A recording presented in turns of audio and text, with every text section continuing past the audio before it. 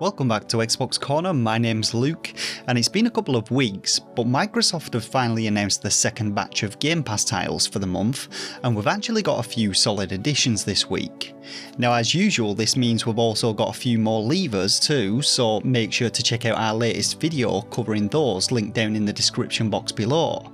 But for now we've got quite a bit to cover, so give that like button a big old slap, subscribe for more reviews, deals, Game Pass content and graphical comparisons, and let's get into it.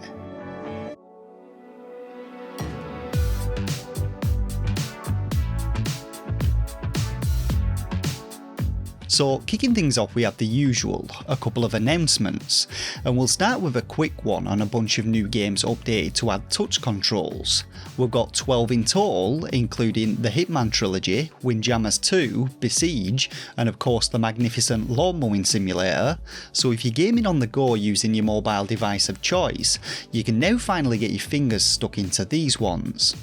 For our next announcement, we have a couple of new additions to EA Play's growing list of cloud games, the first of these being F1 2021.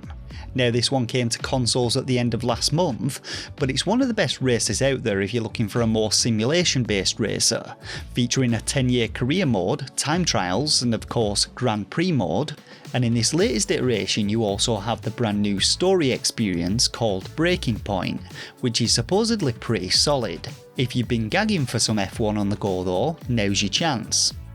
Now the second title getting some cloud action is Need for Speed Hot Pursuit Remastered, another EA Play game which was added way back in June of last year, but it's definitely one of the better remasters and better Need for Speed games in my opinion. Taking to the road on both sides of the law, that is as a cop or outlaw, you can expect the usual high speed races, plenty of souped up motor cars to tear ass around in, and in addition to the main game, this one comes with all of the DLC totaling 6 hours of extra gameplay. It's a fun game this though, and one that I played a lot of when it first released. So our first proper new addition this week is the unusually titled Turnip Boy Commits Tax Evasion, an adventure game set in a world populated by fruit and veg people and ruled by a corrupt vegetable government, much like... never mind.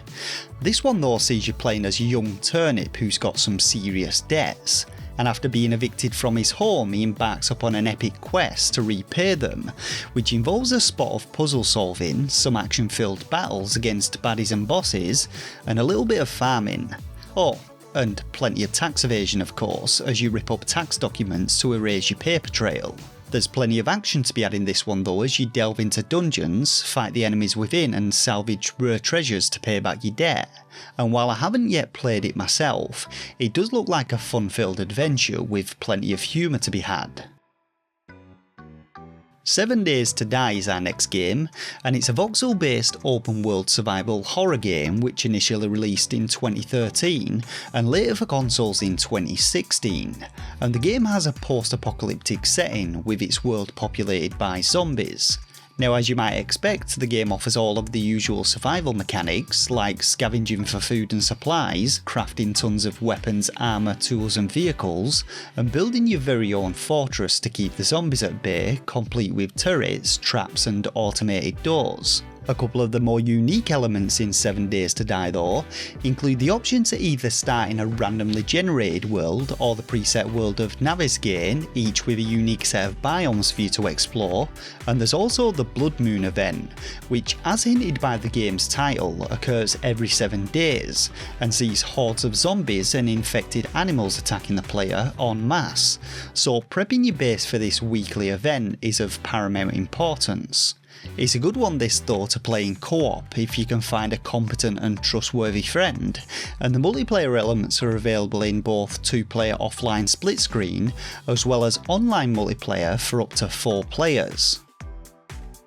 Research and Destroy is our next title, and this is a rather unique one that blends turn-based combat with real-time shooting, as you plan your moves ahead of time and then rely on your own skill as a marksman to execute your attacks. Taking control of 3 brilliant scientists, you'll be researching and developing a bunch of unique weapons and gadgets, which you'll then be using to wipe out supernatural enemies, so think ghosts, zombies, demons and werewolves, all in the hopes of saving a doomed humanity.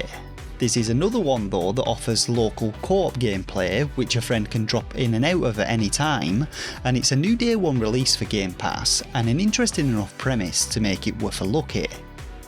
Another day one release for Xbox this week is Bugsnax, which released on other platforms last year, and this is another unusual one which has you exploring the island of Snagtooth, home to the legendary half bug half snack creatures known as Bugsnax. Now, after arriving at the island and discovering your host and her followers missing, it then falls to you to locate and reunite them, and you'll be exploring the island's various biomes, hunting and capturing Bugsnax, and then feeding the Bugsnax to your friends to customise their appearance. There's also the mystery to unravel along the way as to why the explorer who invited you has suddenly vanished, as well as discovering what the hell these snacky bugs are and where they actually come from. Bugsnax looks like a nice casual one to play though alongside other games, and make sure to keep an eye out for our coverage of it on the channel later next week.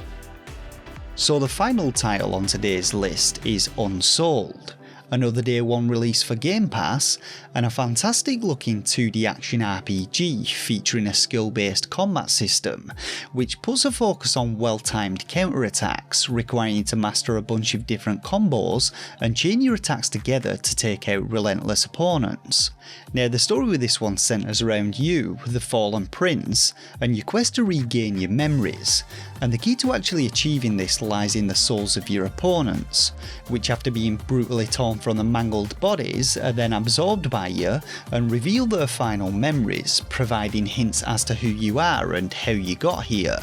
That's not the only gift that these souls have to give though, as each of them offers up a unique passive or active ability or replenishes your resources, though as expected the most powerful of souls belong only to the game's bosses.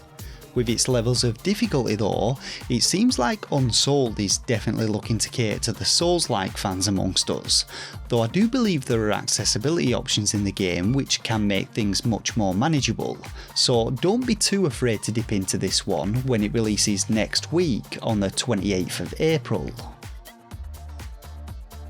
And so that about wraps things up for another month of Game Pass. That is unless Microsoft feels like pulling another fast one on us. But will you be checking out any of the games covered today? Are you feeling the casual snackage of Bugsnax, or something a little bit more hardcore? Let us know down in the comments section below. As always, we'll be back at the start of next month with hopefully another smoking batch of titles to cover, but until then, if you enjoyed this video, then do me the honours of hitting that like button, subscribe to the channel for the hottest deals, reviews, Game Pass content and more, and I'll catch you all in the next video. Thanks everyone, take care.